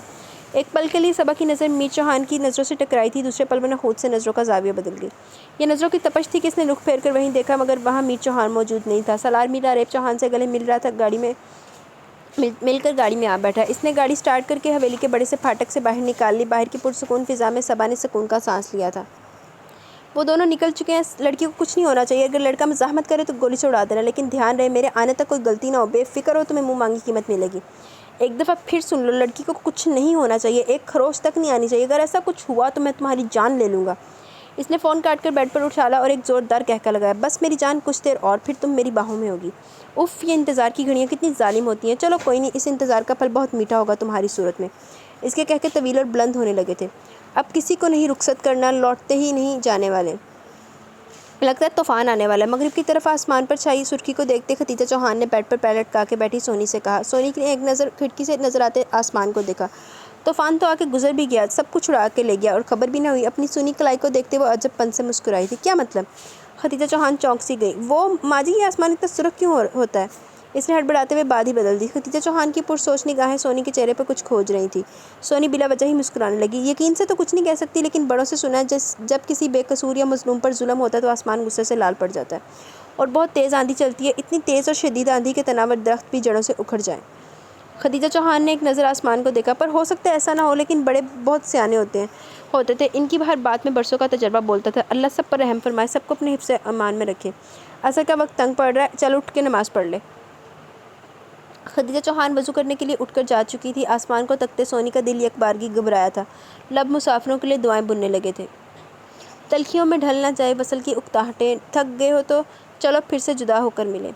سالار آتے وقت جتنا بیزار تھا، واپسی پر اتنا ہی خوش دکھائی دے رہا تھا۔ البتہ صبا سپاٹ چہرہ لیے نظریں صحرا پر جمائے ہوئی تھی۔ دل میں ایک انجانا خوف سر اٹھا رہا تھا، کہیں نہ کہیں کچھ غلط تھا یا ہونے والا تھا۔ اس نے رخ سالار کی سمت موڑا جو مسلسل گنگناتے ہوئے ڈرائیونگ کر رہا تھا۔ سالار، اگر مجھے کچھ ہو گیا تو تم کیا کرو گے؟ سالار نے چونک کر اس کی طرف دیکھا۔ مطلب؟ وہ اس بیتو کے سوال پر الجھا تھا۔ مطلب اگر کسی وجہ سے مجھے کچھ ہو جائے یا پھر ہم بچھڑ جائیں تو تم کیا کرو گے؟ وہ اپنے سوال کا مقصد دہراتے ہوئے بولی۔ سالار نے آنکھوں سے ڈھیروں شرارت سمو کر اسے دیکھا۔ میں دوسری شادی کر لوں گا، لیکن یہ تب ہوگا جب ہمارے بچوں کے بھی بچے اس دنیا میں آ چکے ہوں گے۔ میں اسٹک کے سہارے چلوں گا اور تمہارے سارے دانت جھڑ چکے ہوں گے۔ سالار ازلی غیر سنجیدگی سے بول رہا تھا۔ صبا کی آنکھوں میں بے بسی اتر آئی۔ کبھی زندگی کو سنجیدگی سے بھی لے لیا کرو، ایسا نہ ہو کہ زندگی تمہارا مذاق بنا کے خود آگے نکل جائے۔ صبا نے اسے نصیحت سے نوازتے نظریں بھاگتے دوڑتے منظروں پر گاڑ دی۔ جانتی تھی سالار پر کم ہی اثر ہوگا، لیکن وہ بھول گئی کہ جو خود نہیں سمجھتے انہیں وقت خود اچھے سے سمجھا دیتا ہے۔ اچھا یار، چلو ہو گیا سنجیدہ، اب تمہاری باری، تم بتاؤ مجھے کچھ ہو گیا تو تم کیا کرو گی؟ سالار اس کی اتری صورت زیادہ دیر برداشت نہیں کر ہوئی تھی۔ میں تمہیں کچھ نہیں ہونے دوں گی، تو تمہارے بنا کچھ کرنے کا سوال ہی پیدا نہیں ہوتا۔ اس کی آنکھوں میں دیکھتی وہ یقین سے بولی۔ اتنی محبت کرتی ہو مجھ سے؟ اس کے جواب پر سالار اندر تک پرسکون ہوا تھا۔ دونوں کی زندگی میں اظہار کے موقع بہت کم آئے تھے۔ تمام اپنوں کو کھونے کے بعد ایک دوسرے کو سنبھالنے اور کیریئر بنانے کے چکر میں اپنے احساسات فراموش کر بیٹھے تھے، لیکن آج جب دونوں ہی ویل سیٹل تھے تو خود کو عیاں کرنے اور ایک نئی زندگی کی بنیاد رکھنے میں کوئی مذائقہ نہیں تھا۔ لیکن ہمیشہ وہ کب ہوا جیسا انسان سوچتا ہے، پر ہاں، زندگی کی ایک نئی شروعات تو ہونے جا رہی تھی، لیکن شاید ایک دوسرے کے بنا۔ محبت کا پتہ نہیں، پر ہاں، میری زندگی کی تم سب سے بڑی ضرورت ہو۔ جیسے زندہ رہنے کے لیے سانس اور دل کے لیے دھڑکن، بالکل ویسے ہی تم میرے لیے ضروری ہو۔ اس سے پہلے سالار کچھ کہتا، گاڑی کے چاروں ٹائر ایک ساتھ برسٹ ہوئے تھے۔ صبا نے اس کے ہاتھ پر اپنی گرفت مضبوط کی۔ کچھ دیر ڈگمگانے کے بعد گاڑی ریت میں سڑک سے اتر کے جا پھنسی تھی۔ سالار، صبا بہت زیادہ گھبرا اٹھی تھی۔ کچھ نہیں ہوتا، میں دیکھتا ہوں اتر کے۔ اسے تسلی دیتے ہوئے وہ گاڑی سے نیچے اترا۔ سالار نے گھوم کر گاڑی کے چاروں ٹائروں کا معائنہ کیا۔ ٹائر کسی نوکیلی چیز سے پھٹے تھے۔ کم و بیش چاروں ٹائروں کی ایک جیسی حالت تھی۔ افسوس، جس مصیبت سے آتے ہوئے پالا پڑا تھا وہی واپسی پر درپیش ہے۔ وہ شیشے پر جھکا کہہ رہا تھا، مان کوئی وزنی چیز سر پر بہت زور سے پڑی، وہ تیورا کر زمین پر گرا۔ صبا کے حلق سے دل خراش چیخ بلند ہوئی۔ وہ تیزی سے گاڑی سے نکلی تھی۔ اس سے پہلے وہ سالار تک پہنچتی کسی نے اسے کی کلائی دبوچ لیا تھا۔ صحرا کے سنہری رنگ میں سالار کا سرخ خون شامل ہونے لگا۔ ایک نظر کوچ سے پہلے میں نے دیکھا اسے، اس کی آنکھوں میں اجازت کے سوا کچھ نہ تھا۔ کیا ہوا، سب خیریت؟ وہ بیڈ پر لیٹا ہی تھا کہ اس کا موبائل بج اٹھا۔ سکرین پر زیدی کالنگ جگمگا رہا تھا۔ اس نے اکتاتے ہوئے فون اٹھایا۔ خیریت نہیں سکندر، کسی کی زندگی کو خطرہ اور اس وقت صرف تم ہی اسے بچا سکتے ہو۔ زیدی پریشانی سے بول رہا تھا۔ کہنا کیا چاہتے ہو، کھل کر بتاؤ۔ اس نے سگریٹ سلگائی تھی۔ جواباً زیدی نے جو کچھ کہا وہ سگریٹ بجھاتا اٹھ کھڑا ہوا۔ مجھے ان کی لوکیشن سینڈ کرو۔ وہ کال ڈراپ کرتا تیزی سے باہر کی سمت دوڑا۔ سمجھ نہیں آ رہی کی ہو رہا ہے، بہت کمپلیکیٹڈ سی سٹوری ہے، ٹوئسٹنگ والی۔ کسے خبر تھی کہ دل کا یہ حال ہونا تھا، تمہیں گنوا کے ہمیں بھی ملال ہونا تھا۔ ہمارے واسطے راستہ کوئی بچا کب ہے، وہیں تھے غم، وہیں اندے مال ہونا تھا۔ یہ وہ بدن کہ جسے تازگی مقدر تھی، کسے خبر تھی کہ یوں پامال ہونا تھا۔ پلیز خدا کے لیے چھوڑ دو اسے، مر جائے گا یہ، پلیز چھوڑ دو خدا کے لیے، میرے سالار کو چھوڑ دو۔ اس شخص کے ہاتھ سے اپنی کلائی چھڑواتی وہ مسلسل فریاد کر رہی تھی، چلا رہی تھی، مگر ان پر کوئی اثر نہیں ہو رہا تھا۔ وہ 4 آدمی تھے، ایک نے صبا کو کلائی سے پکڑا ہوا تھا اور 2 لوہے کے راڑ نما سلاخوں سے سالار کو بری طرح پیٹ رہے تھے، جبکہ چوتھا خاموش کھڑا یہ سارا تماشا دیکھ رہا تھا۔ بس بہت ہو کے، لڑکی کو گاڑی میں ڈالو، میں اسے ٹھکانے لگاتا ہوں۔ وہ ان دونوں کو روکتا جیب سے ریوالور نکالتے رخ سالار کی طرف موڑ دیا۔ صبا کی روح تک فنا ہوگی، اس سے پہلے وہ گولی چلاتا بھاگتے قدموں کی آواز سنائی دی اور ساتھ ہی فائرنگ شروع ہوگی۔ وہ چاروں حواس باختہ ہو کر بھاگ کھڑے ہوئے۔ صبا موقع کی نعمت جانتی بھاگ کر سالار کی سمت لپکی، جس کے پورے وجود سے خون رس رہا تھا۔ صبا نے دوپٹے کے پلو کو اس کی پیشانی پر رکھ کر خون روکنے کی کوشش کی، مگر سب بے سود رہا۔ اس نے اطراف میں نظریں گھمائیں اور گھور اندھیرے میں روشنی کی کرن دکھائی دی۔ وہ لپک کر میر چوہان کے سامنے جا کھڑی ہوئی، پلیز سالار کو بچا لیں، اس کا بہت خون بہہ گیا، اسے جلدی سے کسی اسپتال میں لے چلیں، پلیز میری مدد کریں۔ آپ سن کیوں نہیں رہے؟ اس نے میر چوہان کا گریبان تھام کر اسے جھنجھوڑا تھا۔ وہ میر چوہان کی بے حسی پر چڑ سی گئی۔ آپ خود غرض ہیں، یہ میں جانتی ہوں، پلیز یہ وقت خود غرضی دکھانے کا نہیں ہے۔ وہ مر جائے گا، خدا را میری مدد کریں۔ صبا کی بے بسی حد سے سوا تھی۔ مغرب کی طرف سے دھول سی اڑنے لگی تھی، کسی بھی پل آندھی زوروں پر ہوتی۔ ٹھیک ہے، میں اسے تمہاری مدد کروں گا، اسے ہسپتال میں لے کر جاؤں گا اور بچاؤں گا بھی، پر میر چوہان نے ٹھہر کر ایک نظر صبا کے چہرے پر ڈالی، جہاں اس کے الفاظ میں نئی جان ڈال رہے تھے، لیکن اس کے پر کہنے پر وہ سہم گئی۔ میری ایک شرط ہے، تمہیں آج ابھی اسی وقت مجھ سے نکاح کرنا ہوگا۔ مولوی میں اپنے ساتھ لائیں اور سوچ سمجھ کر جواب دینا، اگر انکار کرنا چاہتی ہو تو شوق سے یہاں بیٹھ کر اپنی منگیتر کی موت کا تماشا دیکھو۔ وہ ظالم تھا، انتہائی ظالم، اور آج تپتے صحرا میں اپنے ظلم کی ایک نئی داستان رقم کرنے جا رہا تھا۔ اس کا چہرہ ہر طرح کے جذبات سے عاری تھا، وہ رحم، ہمدردی اور انسانیت نامی احساسات سے شاید نابلد تھا، وگرنہ کسی کی بے بسی کا یوں فائدہ نہ اٹھاتا۔ صبا جو انکار کرنا چاہتی تھی، اس کے چہرے پر سجی سختی کو دیکھ کر چپ رہ گئی۔ اسے یا تو خود کو بچانا تھا یا سالار کو۔ ایک طرف کنواں تھا، دوسری طرف کھائی، یا تو وہ سالار کو کنویں میں دھکا دیتی یا خود کو کھائی میں گرا دیتی۔ وہ فیصلہ ہو گیا، وہ سالار تک آئی اور اس کا سر اٹھا کر گود میں رکھا۔ میں تمہیں کچھ نہیں ہونے دوں گی، چاہے مجھے خود کو ہی کیوں نہ قربان کرنا پڑے۔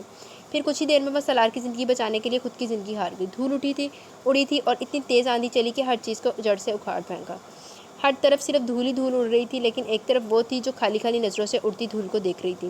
وہ ٹھیک سوچتی تھی، یہ ریگستان اسے کبھی واپس نہیں جانے دے گا۔ ریت مٹھیوں میں جکڑے وہ دھاڑے مار مار کر رو رہی تھی۔ وہ زندگی میں کوئی کیس نہیں ہاری تھی، لیکن اپنا کیس ہار بیٹھی تھی، اپنی زندگی کا سب سے بڑا کیس ہار بیٹھی تھی۔ سلگتی تلک باتوں سے، بڑے بے درد ہاتھوں سے، لو دیکھو ہار دی تم نے محبت، مار دی تم نے محبت۔ نو نیور، میں نہیں ہار سکتا، کبھی بھی نہیں۔ اس نے چلاتے ہوئے سارا غصہ ٹیبل پر رکھی فائلوں پر اتارا، انہیں بے دردی سے دور اچھالنے کے بعد آفس میں پڑی ایک ایک چیز کو فرش پر دے مارا۔ جب اس سے بھی غصہ کم نہ ہوا تو چیئر اٹھا کے شیشے کی ٹیبل پر دے مارا۔ کہیں یہ سکندر سالار تو نہیں ہے؟ چھنا کی زوردار آواز سے ٹیبل چکنا چور ہو گیا، مگر غصہ تھا کہ بڑھتا ہی جا رہا تھا۔ اس نے غصے سے کھولتے نظریں اطراف میں دوڑائیں۔ اب ایسا کرو، مجھے اٹھا کے پھینک دو۔ اسے متلاشی نظروں سے یہاں وہاں دیکھتے کب سے خاموش کھڑا زیدی بول اٹھا۔ سکندر نے ہاتھ میں پکڑا پیپر ویٹ اس کی طرف اچھال دیا، مگر اگر وہ چکنا نہ ہوتا تو سر تو یقیناً پھٹ جاتا، اس لیے بروقت اس نے خود کو جھکا لیا۔ اس کے جھکتے پیپر ویٹ گلاس ڈور میں سوراخ کرتا باہر نکل گیا تھا۔ اوئے پاگل ہو گیا کہ جان لے کر مانے گا کیا؟ زیدی نے کھول کر گلاس ڈور کو دیکھا، اگر وہ بروقت نہ جھکتا تو یہ سوراخ اس کھوپڑی میں ہو چکا ہوتا۔ زیدی نے جھرجھری لی، ہاں جان سے ہی مار ڈالوں گا، آج جو کچھ اس نے کیا وہ اپنی شامت کو آواز دے چکا ہے۔ سکندر دھاڑا تھا، نفرت و غصے سے مٹھیاں بھیجے وہ انتہائی طیش کے عالم میں گلاس ڈور دھکیل کے باہر نکل گیا۔ لبوں پر مٹھی جمائے زیدی ابتر زدہ کمرے کو ایک نظر دیکھتے اس کے پیچھے لپکا۔ سکندر ہوش سے کام لو یار، ہمارے پاس اس کے خلاف کوئی ثبوت نہیں ہے، جذباتیت میں بہہ کر کچھ حاصل نہیں ہوگا، الٹا وہ الرٹ ہو جائے گا، اور اگر ایسا ہوا تو اسے پکڑنا ناممکن ترین ہو جائے گا۔ ویسے بھی جو ہونا تھا وہ ہو چکا، اب سوچو ہمیں آگے کیا کرنا ہے۔ زیدی کی باتوں کا خاطر خواہ اثر ہوا، سکندر کے چہرے کا تناؤ کچھ ڈھیلا پڑا تھا۔ میجر صاحب اب اندر چلیں، پہلے جو آپ نے اندر رائتا پھیلایا اسے سمیٹ لیں، پھر مل کے سوچتے ہیں آگے کیا کرنا ہے۔ زیدی شرارت سے مسکرا کر بولا، نہ چاہتے ہوئے بھی سکندر کے چہرے پر مسکراہٹ پھیل گئی تھی۔ تم جا کر رائتا صاف کرو، میں تب تک تمہارے لیے بریانی کا بندوبست کرتا ہوں۔ سکندر ڈرائیو وے کی سمت مڑا۔ میں اکیلا؟ پیچھے سے زیدی نے دہائی دی۔ ہاں تم اکیلے۔ سکندر اس کی حالت سے حز اٹھاتا وہاں سے چلا گیا۔ زیدی نے منہ پر ہاتھ پھیرا جیسے کہہ رہا ہو کہ تم نے تو میں دیکھ لوں گا، لیکن فی الحال اسے اندر جا کر پھیلاوے کو سمیٹنا تھا، اگر آفس پر سینئرز کی نظر پڑ گئی تو سکندر کے ساتھ اس کی بھی خیر نہیں تھی۔ جی تو گائز، یہاں پہ ہماری فرسٹ ایپیسوڈ اپنے اختتام کو پہنچی۔ کیسی لگی فرسٹ ایپیسوڈ؟ اپنی رائے کا ضرور اظہار کیجیے گا۔ انشاءاللہ کل ملیں گے اس سیکنڈ ایپیسوڈ کے ساتھ۔ تو مجھے تو یہ ناول بڑا اچھا لگ رہا ہے، آپ کو کیسا لگ رہا ہے آپ بتائیے گا ضرور، سسپینس بھی ہے، ہر چیز ہے اس میں۔ تو تب تک کے لیے مجھے اجازت دیں، اپنا خیال رکھیں، دعاؤں میں یاد رکھیں، اللہ حافظ۔